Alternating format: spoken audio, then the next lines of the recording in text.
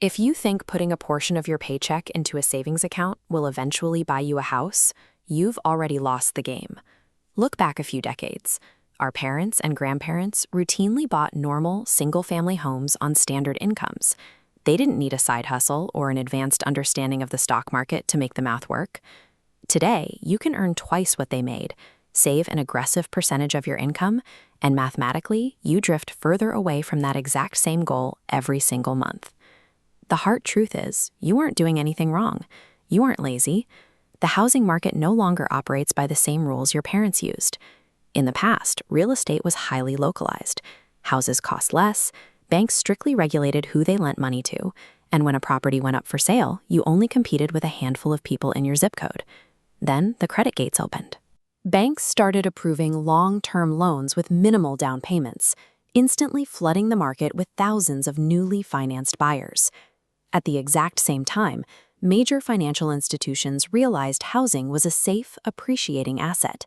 Wall Street firms started buying up massive blocks of single-family homes, pulling critical supply straight out of the hands of average citizens. As the supply dried up, everyone else was forced to crowd into the same few desirable urban centers, driving demand through the roof. Instead of a local negotiation with a neighbor, your purchase has become a direct competition against international capital and near-limitless credit. Beyond the scarcity of physical land, a second mechanism is eroding your savings: the continuous expansion of the money supply. As the money supply increases, the purchasing power of every dollar drops. Because currency is worth less, real estate prices adjust upwards. Add a line for average salary growth, and you see the disconnect. Wages don't increase at the same rate as asset inflation. Trying to save your way to a down payment by hoarding cash in a bank account is a trap. Your money loses value while the price of the house keeps accelerating. The human cost of this math is devastating.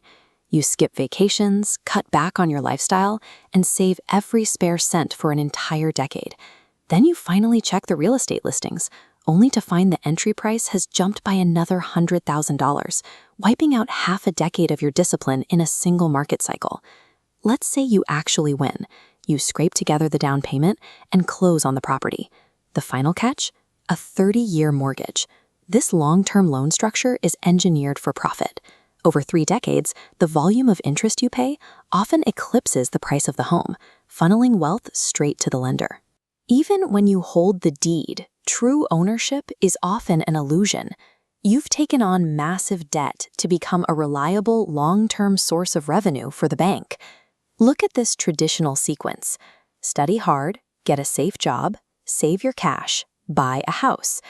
In an era of rapid inflation, this path no longer leads to the same destination. To survive, you have to stop treating a standard savings account as a vehicle for building wealth. Cash is for liquidity, not for growth. You must replace that strategy with the actual tools of the modern economy: understanding how the markets function, acquiring assets that appreciate, and scaling your active income. The dividing line today is sharp. Those who fall behind rely on trading their hours for a fixed wage. Those who pull ahead use their capital to acquire assets that grow independently of their daily labor.